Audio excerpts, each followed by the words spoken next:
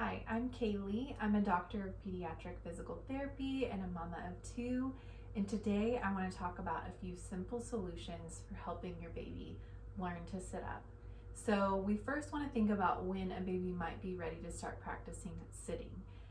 This is when they're starting to press up onto extended arms from their tummy and when they're holding their head upright in a supported sitting position. So you start to see them extend those arms on their belly and you sit them up and their head and neck are not tucking too far. That's when you can start exploring sitting play. We still want to be prioritizing tummy down play and play on their back, but we can also be working in some seated play at this point. And what's cool about seated play is that it's going to start with your baby actually supporting themselves with their hands. So this is going to trickle down back to their belly where they're building that strength for extending their arms that eventually leads to pivoting and crawling on hands and knees. One of the most common mistakes that I see parents make is that when they go to practice sitting, they don't allow babies to place their hands down. They just sit them up and hope for the best. Often they'll also offer fun little toys that the baby likes to play with and manipulate on their back or on their belly. But what happens is the baby doesn't have any point of support. So they're wobbling all over the place. And then they go to try to grab the small toy. And this actually results in them being even more unstable because they don't have a point of contact like their hands to place down. So tip number one is to offer larger toys to encourage hands down. And I'll show you in just a second what I mean.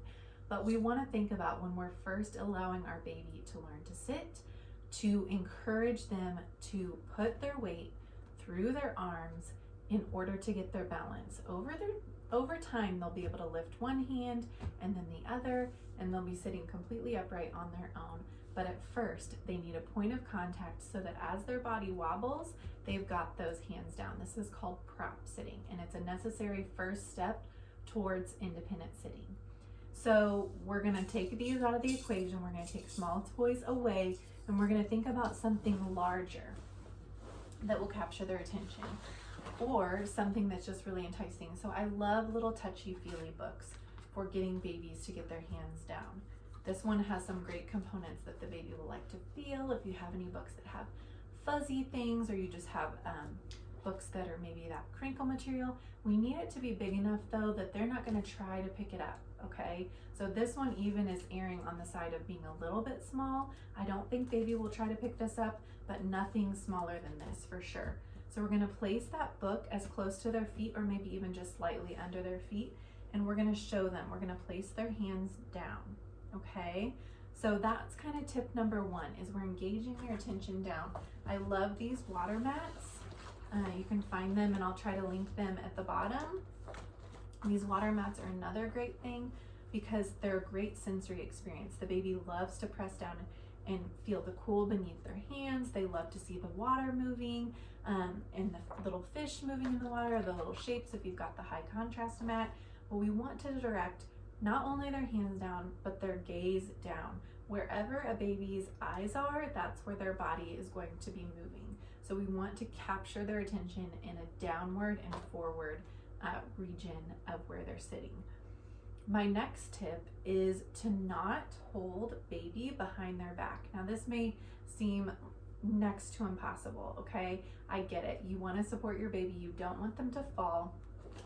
But when they're sitting there, I want you to either try to keep your hands at their elbows to keep them forward, or try to keep your hands down low at their hips.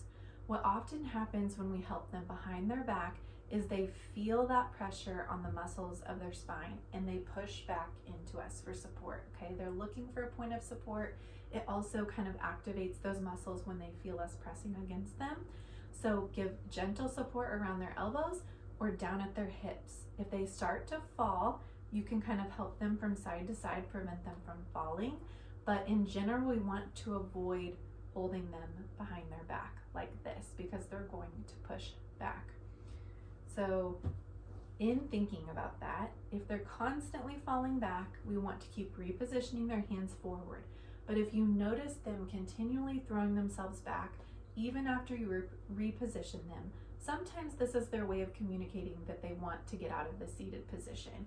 They don't know how to tell you, so they just throw themselves backwards because they know that they can get down, or they feel that you're back there, so they know that they're safe. We obviously don't want this to happen when we're not behind them and they're practicing sitting. So my next tip is to teach babies to independently transition safely down to their belly when they're all done. And I like to talk babies through this. So I say, oh, it looks like you're all done sitting. You're trying to tell mama that you are all done sitting. Okay, we're gonna go down, down, down to your belly, and I'm gonna show you that transition now. So we'll get this out of the way. This is a time where we can pull out those small and enticing toys. Just to learn this, I'm gonna place the toy at a 45-degree angle from babe.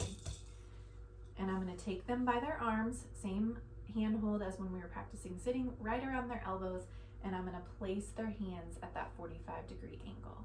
So I'm gonna rotate them towards the toy, and you're gonna walk, walk, walk, walk, walk those hands down until they're all the way on their belly. So we're talking them through this. Oh, we're gonna go down to your tummy, down, down, down, down, down, all the way down to their belly, and then they get the toy that they wanted. It's going to be clunky and awkward at first. They may even get their little leg caught, at which point you can just kind of take them and shift their hips away from the leg that's caught and allow them to pull it out. But over time, their hips and their core and their arms will get strong enough to where this is a very fluid and smooth motion, and they'll begin doing this on their own. Another great thing about teaching them this transition is that oftentimes this lends itself towards hands and knees crawling. So over time, as your baby gets stronger, instead of going all the way down to their tummy, they're actually going to get into that position, and they're going to get into a hands and knees crawling position. They may only stay there for a brief moment before transitioning down to their belly, or they may stay there and take a few crawling steps. But this is a great way to start encouraging that. Every time you see your baby throwing themselves backwards and needing to get out of sitting, if you repeat this every time that you're playing with them, I promise you there will be less head bonks. So just to review, to work on sitting, we're going to think about enticing them visually and tactily down and forward to get those hands down. We're not going to expect them to learn to sit up without any hand support. We're going to keep those hands down. We're going to try not to offer small toys that they would want to pick up that would then throw them off balance. We can offer those once we notice that they're lifting 1 and 2 hands confidently and sitting up. Those toys can come right back out.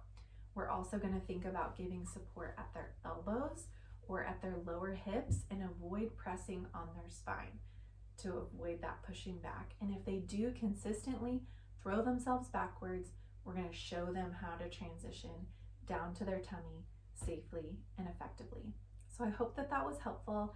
I hope this helps your baby be well on their way to sitting independently and safely, and I can't wait to teach you even more.